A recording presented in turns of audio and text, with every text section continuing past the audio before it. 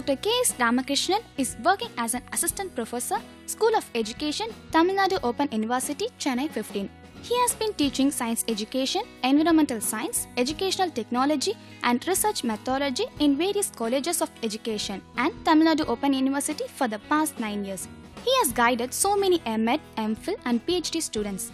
His current research areas are environmental education, educational technology and media and communication.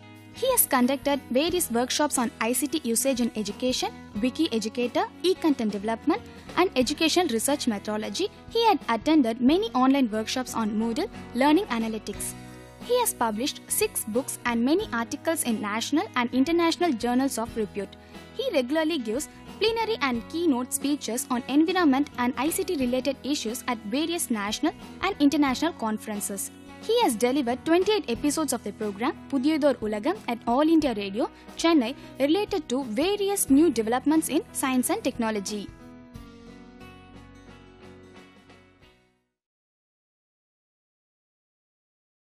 Welcome to UGC CEC program.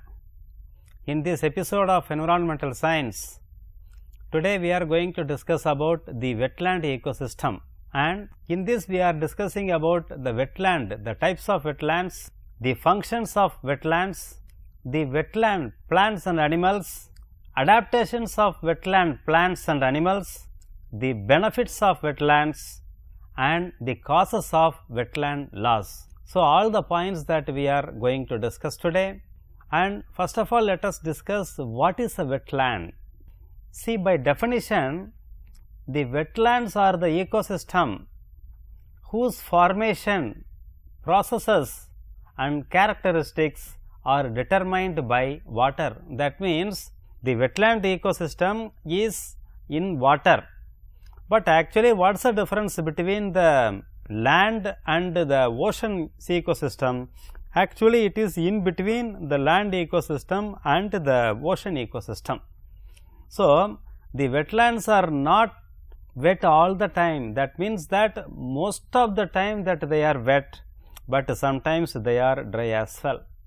And so, they are called the nature's kidney because they are cleaning the environment, because they are performing a very great job as far as the environment is concerned, and they are called the kidneys of the environment because as the kidneys are cleansing the body, they are removing the salt or the waste material from the body. The wetland environment also, they are cleaning the environment.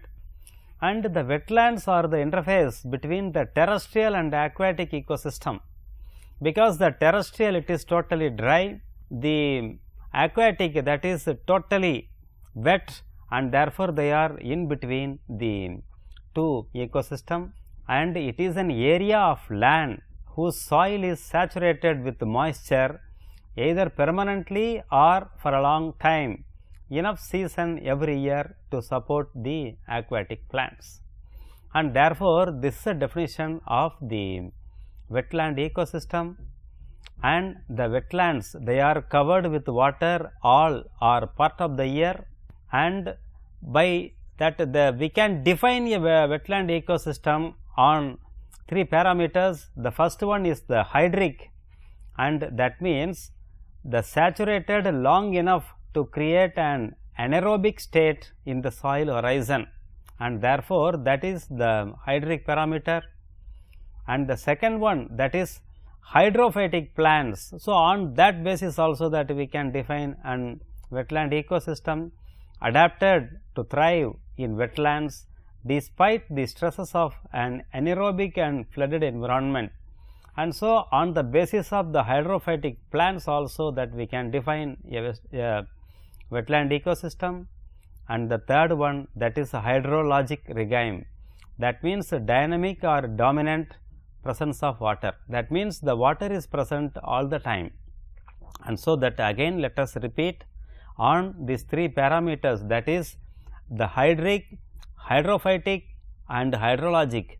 On these 3 parameters that we can define a wetland ecosystem.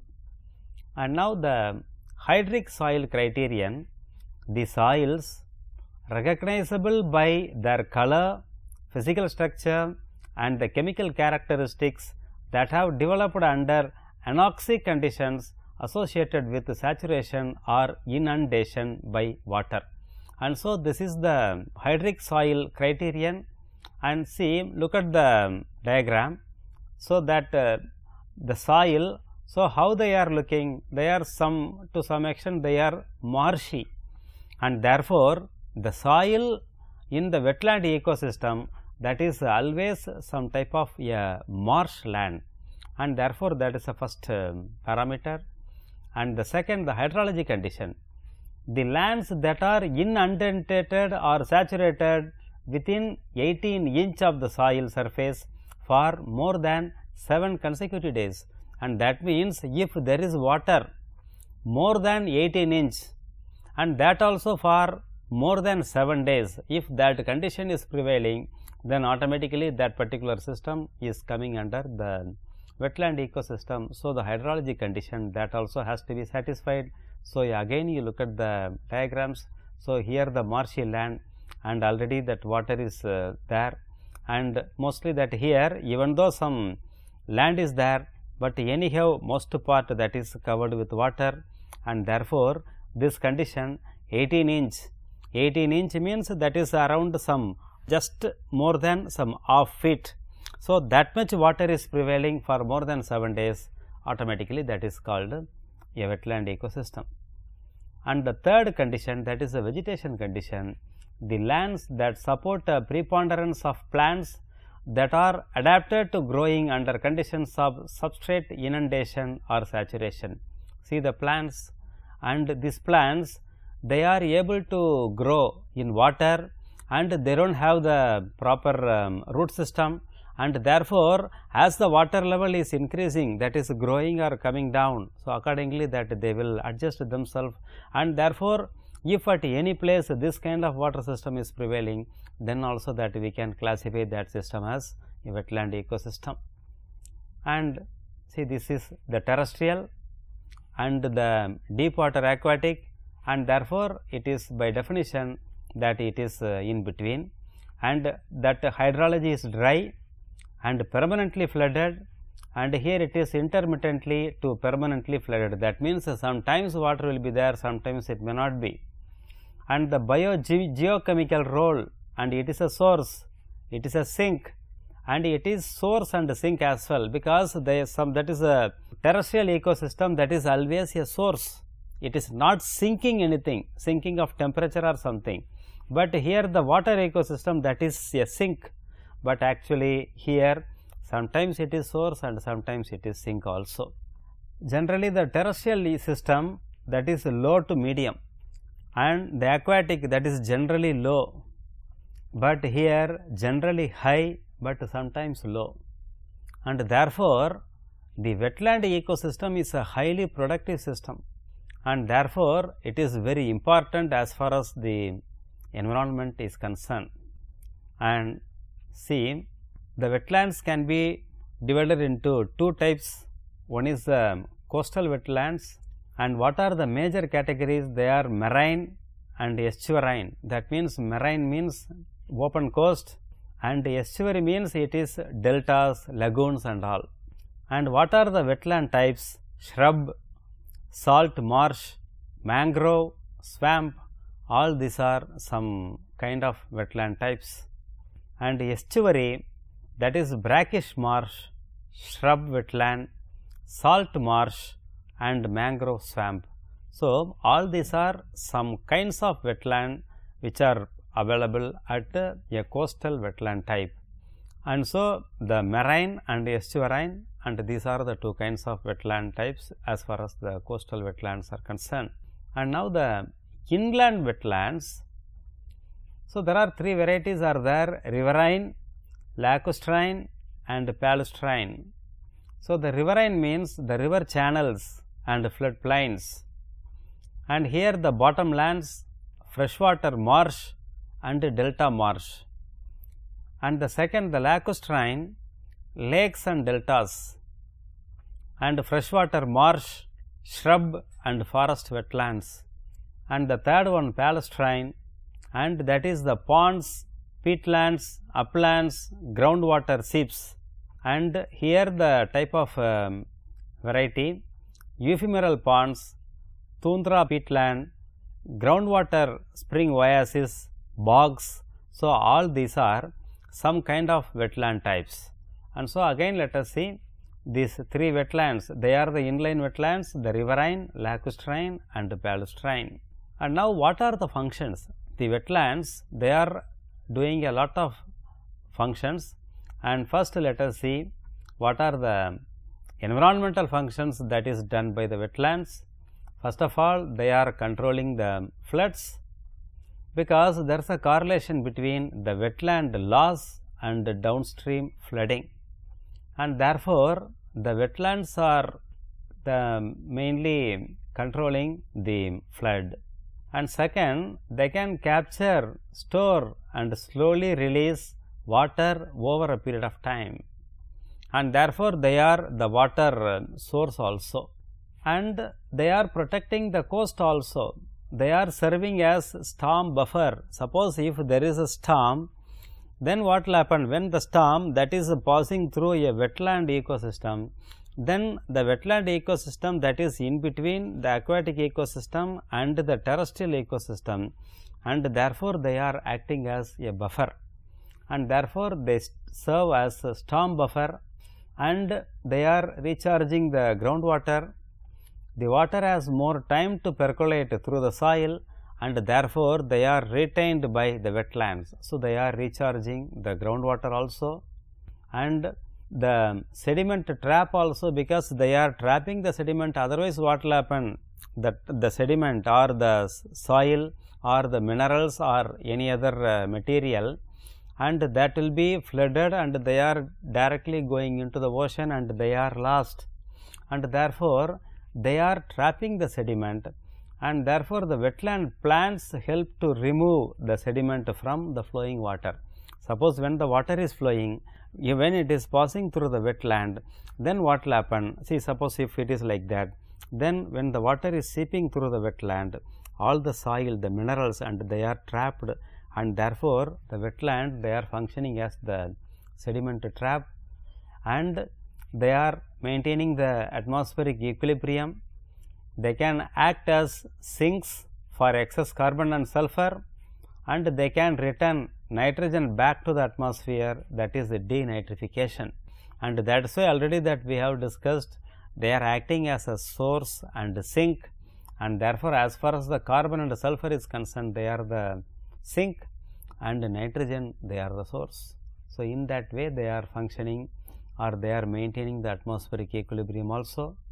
And what are the chemical functions?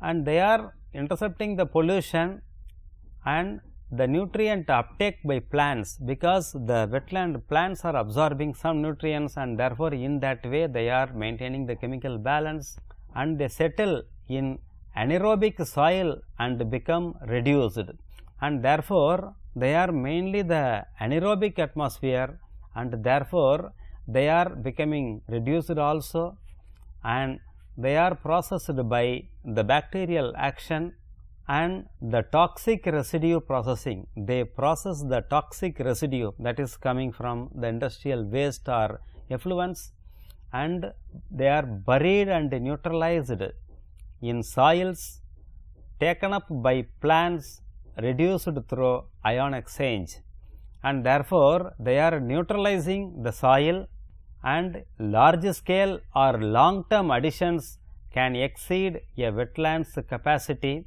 Sometimes, if the toxic may go beyond the capacity of the wetland, and therefore, at that time the wetland cannot maintain the chemical balance, and some chemicals can become more dangerous in wetlands. For example, mercury, because the mercury that is having a property of biomagnification and bioaccumulation, and therefore, from plant into small fish, into big fish, into the animal kingdom, and therefore, in that way it is bioaccumulated and it is biomagnified also, because in small fish, if it is one amount, then when the big fish that is eating a number of small fish, what will happen?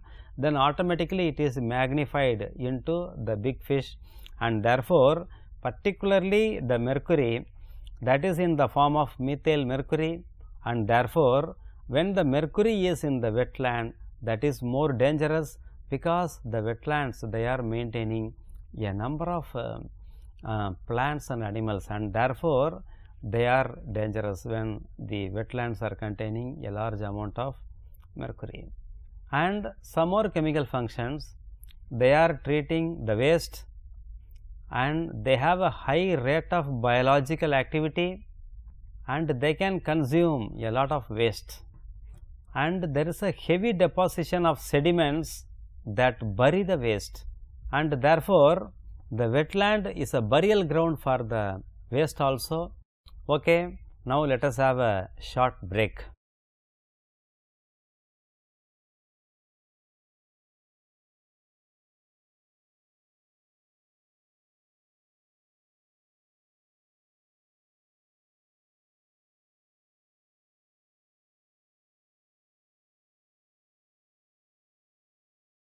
Welcome back from the break. Let us proceed. There is a heavy deposition of sediments that bury the waste, and the high level of bacterial activity that breaks down and neutralize the waste, and therefore, the wetland ecosystem that is doing a lot of chemical activities, and several cities now recently they have begun to use wetlands for waste treatment also. So, already that the rivers, the estuaries, or even the ocean also, they have become the waste tank, but nowadays recently the wetland ecosystem also has been used for the treatment of the waste. And so, these are all the chemical functions of the wetlands, and now let us see some biological functions.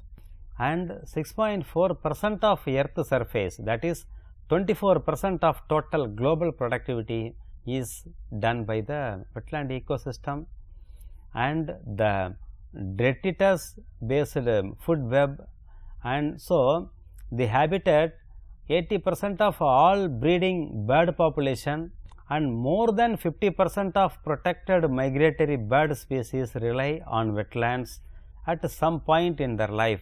See, for example, most of the migratory birds that you could have seen in Tamil Nadu, the Vedantangal, or there are so many bird sanctuaries are there, most of them are the wetland ecosystem, and therefore, every migratory bird, that means 80% of all the breeding bird population and more than 50% of the migratory bird, they depend upon the wetland ecosystem for some point in their life.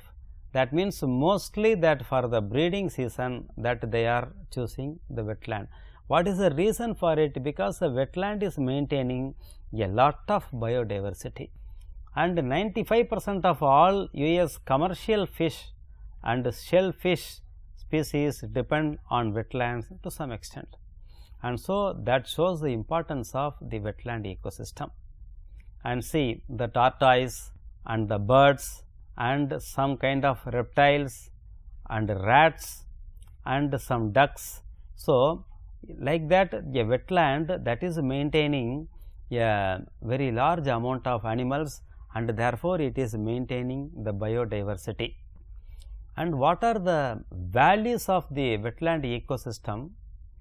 The wetlands serve as a better low cost alternative to industrial sewage treatment, because as we have seen already, the wetlands are absorbing a large amount of chemicals, and therefore, they are the natural sewage factory or the sewage treatment center for so many chemical industries.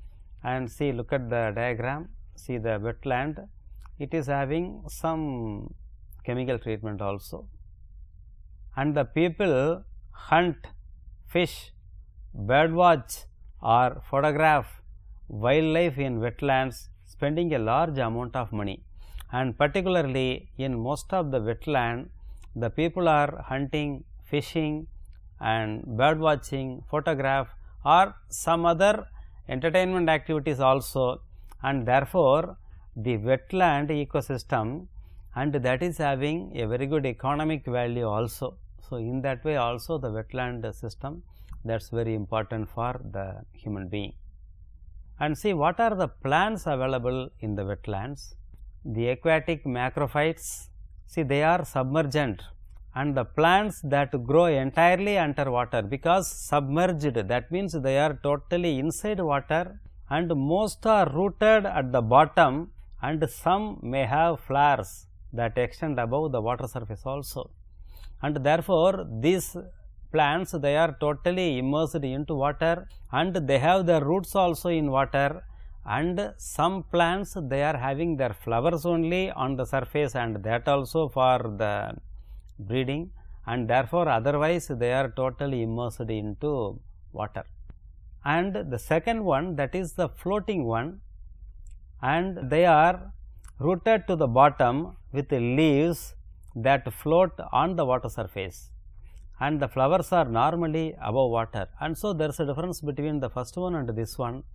The first one, they are rooted and totally it is immersed, and the second one, that is also rooted, but their leaves and flowers, that is on the surface, and therefore, the leaves are doing the photosynthesis and the flowers are involved in the pollination, and therefore, the second category, that is floating leaved plants. And the other type, that is free floating, and these plants, they are not rooted to the bottom and they are floating on the surface. That means, therefore, they are floating. Therefore, as the water level increase or decrease, accordingly this plant also, because they are floating, only small root system they may have, and therefore, that is the third variety. And the emergent, the herbaceous or woody plants that have the majority of their vegetative parts above the surface of water, it is a fourth variety, and only the root system that is on the plant, the water, and the majority of the plant, and that is on the surface, and therefore, the aquatic macrophytes, that means the aquatic plants, they are coming either in one of the category. Now, let us see that is how they are looking, and the hydrilla and the coontail and some other plants. So, these are some of the macrophytes available in the wetland ecosystem, and you see that this plant, that is totally immersed in water, and some plants, they are having their root system in water and their plant that is above water, and anyhow all the plants, they are the aquatic plants, and therefore, they come under either one category.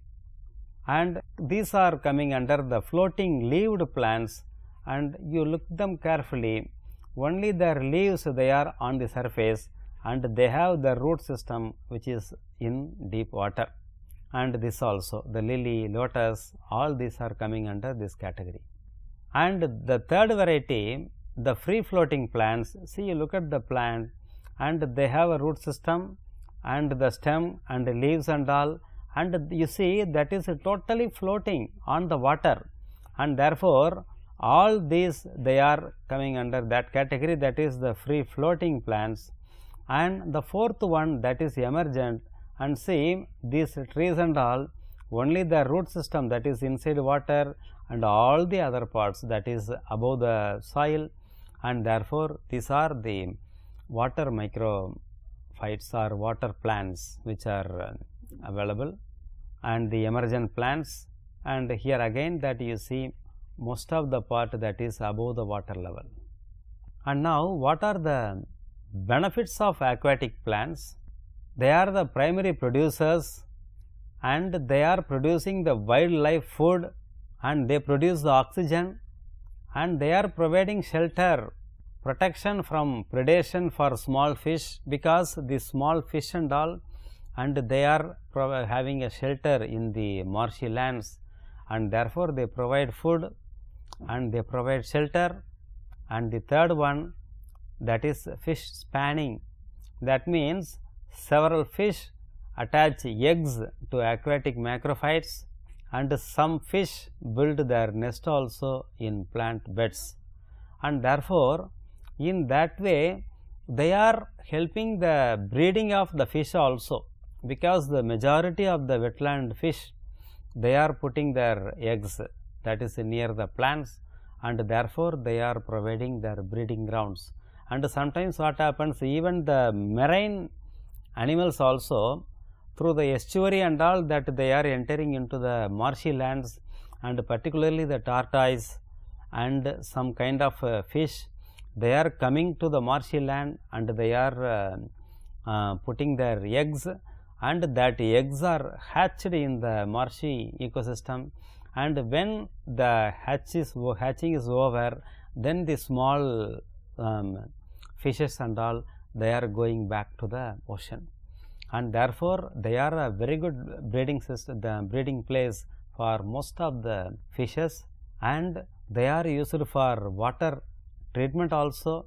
The wetland plants are very effective at removing the nitrogen and phosphorus from polluted water, and therefore, they are very good at water treatment, and as we have already discussed, and they are used for the chemical treatment of factories also, because of their very high efficiency in treating the chemicals. Now, the submerged macrophyte can provide shelter for young fish as well as house and abundant food supply also, and see, look at the fishes and all, and therefore, they provide the food and shelter to most of the fish ecosystem. And now, what is their adaptative features? See, look at the plants, and they are air spaces in the catale leaf. See, there are the air spaces, and they allow oxygen to be transported to the roots, and therefore, even though their leaves or stem that is above the ground, because of these micropores, and they are taking the oxygen and they are transported to the roots, and they also help from the leaves support structure, and that is rigid enough, so the leaf stands upright in the water, yet lightweight and full of air like styrofoam, and therefore, it is floating on the water. And therefore, the most of the water plants, they have a lot of pores, and therefore, they are very lightweight. So, you can see any plant, you see that they are very lightweight, they are not at all heavy, and therefore, because of their lightweight, they are totally floating, and the leaves and the stem, they contain a lot of pores, and therefore, through that they are absorbing, through these pores they are absorbing the oxygen, and that is taken to the roots, and therefore, because of that they are comfortably floating on the water, and therefore, that is the ecosystem. And see the leaves also, and they are somewhat very sharp, and they are somewhat long enough also, and so that they are comfortably floating on the surface of the water. And see that already that we have seen, even alligators also, they are building their nest from the vegetation. And so, the support provided by the wetland, that is sustaining a large amount of plants as well as animals. See the importance of wetlands, most productive ecosystem in the world, comparable to rainforest and coral reefs, and many species of birds and mammals, they rely on the wetlands for food, water and shelter, especially during the migration and breeding, and they provide rich habitat for an immense variety of species of microbes, plants, insects, amphibians, reptiles, birds, fish and mammals, and therefore, these are all the importance of the wetlands. And so, the adaptive features are discussed here. They are rigid, highly vascularized system, and they have active diffusion of oxygen to the roots, and the carbohydrate storage, the alternative metabolic pathways, and as far as the reproduction is concerned, the seed dispersal, germination and growth requirements, and all these are some adaptations, and these are all some adaptations of the animals, and they are locomotive, feeding in water, anaerobic respiration and seasonal movement, and as far as reproduction is concerned, oviposition and development and care of the young. So, the wetlands are among the most productive ecosystem in the world. They are the sponges on the landscape, they are the kidneys of the landscape, and they are the hotspots of biodiversity.